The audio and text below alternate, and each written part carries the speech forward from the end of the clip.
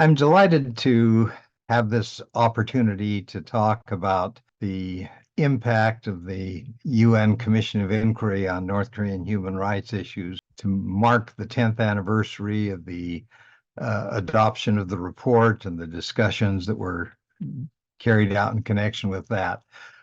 During the time this activity was going on, setting up the commission and then examining the report, I was serving as the U.S. Special Envoy for North Korea human rights issues, and I was involved in discussions both within the United States government about how we should proceed, also involved in discussions in Geneva and New York with other UN members, with other countries in other venues in terms of finding how best to proceed and move forward. As we look back now, 10 years after that has happened, it's very helpful, very interesting, and very useful to look back and see what we did well, what we might have done better, where we go from here. I think one of the main things that occurred as a result of the Commission of Inquiry report is that the profile of human rights in North Korea was raised to an even higher level. The United Nations had established a special rapporteur in 2004 to press North Korea on its human rights activities and to report periodically on those human rights abuses that were being carried out. The thing that was most helpful about the Commission of Inquiry was being able to look at the issue right from the beginning. In other words, it wasn't part of a continuing and ongoing process as the work of the special rapporteur has been, but it was an effort to sort of stop and say 10 years after we began the process, where are we? What's the situation? What do we need to work on?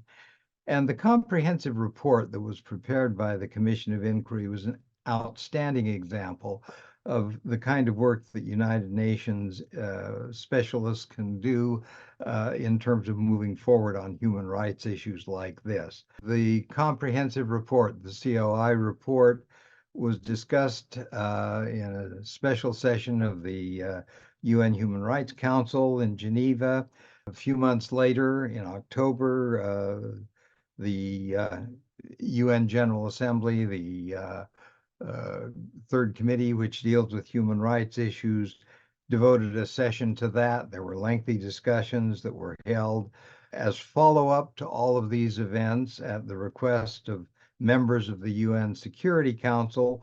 There was a discussion in December of 2014 talking about the results of the report and discussing what might be done and what could be done.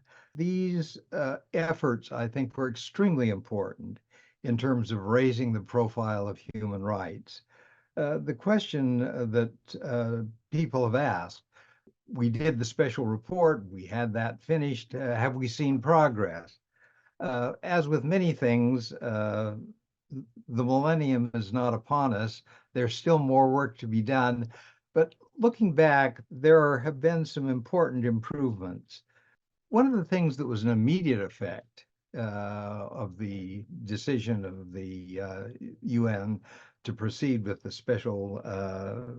the Commission of Inquiry was the attitude of North Korea in terms of its responsibilities in the UN Human Rights Council. One of the things the Human Rights Council does is periodically, about every 4 years or so, every member of the United Nations goes through on a rotating basis the process of examining human rights within their own country. How well have they done? What have they improved? How are things moving in the right direction? North Korea was a particularly reluctant participant in that process. I was involved in the discussion in Geneva when North Korea participated the first time. This would have been, I believe it was 2010. And basically, the North Koreans said everything is wonderful in North Korea. And there were a number of suggestions that were made by other member countries, some a couple of more than 100 recommendations that North Korea could make progress on with regard to human rights. The North Koreans ignored all of them. They basically formally said, we're not going to, we're doing fine. We're not going to make any changes in terms of this. This was the only time I've seen the Human Rights Council in Geneva come to a stop when the North Koreans made that statement. There were protests. Other countries were raising questions about the validity of North Korea's procedures. 4 years later, shortly after the Human Rights Report came out from the Commission of Inquiry, the North Koreans were far more active, far more involved, and far more positive as they went through this universal periodic review process.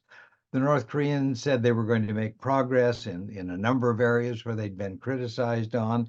They even went back to the report that had been done 4 years earlier and said, we're going to look at these issues, which we think are areas where we've made progress or where we can make progress and will.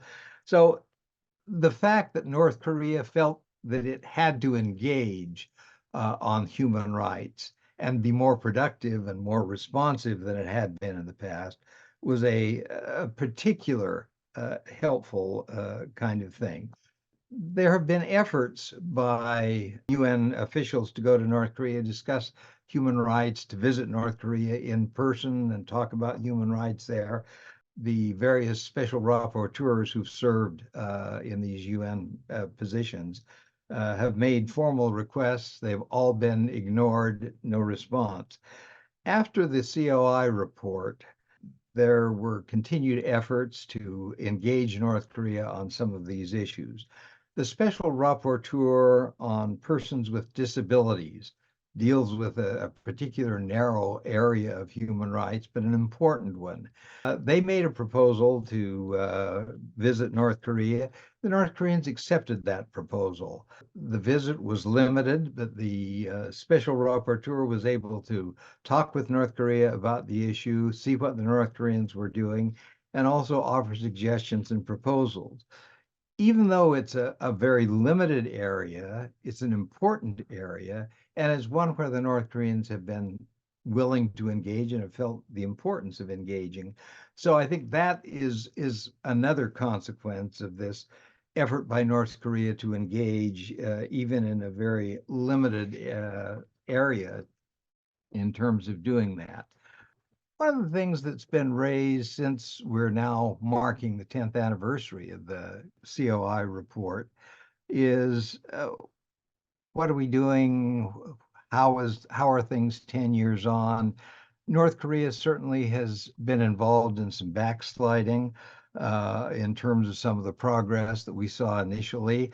Part of that is the fault of the COVID pandemic and the lack of contact that imposed on a lot of international activities. But the one thing I think we need to keep in mind as we look back over this past 10-year period is that the issue is important. It continues to be important, and we need to continue to press North Korea on those human rights violations. One of the things that came out of the report that is important and helpful was the establishment of a UN office in Seoul.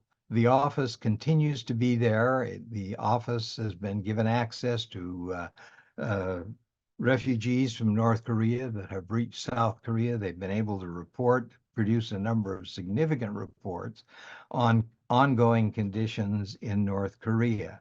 So there's a continuing effort that has come out of the report as well. We've raised the level of interest, raised the level of concern, raised the instruments that are available in terms of pressing North Korea on these human rights issues. The one thing that I think we need to be careful about is not concluding that because we haven't in 10 years solved the problem of North Korea human rights, that the Commission of Inquiry didn't do its job. No, I think we have to say the Commission of Inquiry made significant progress in terms of progress on human rights. But at the same time, we need to continue that effort This is not the end of the process. This is the beginning of the process. This is an ongoing struggle, and we're going to have to continue to press the North Koreans. It's important that we continue that effort. It's important that we now, as we celebrate and mark this anniversary, recommit ourselves to making this effort on North Korean human rights and continue to press and continue to work on that issue. And I hope we'll make that commitment as we mark the 10th anniversary.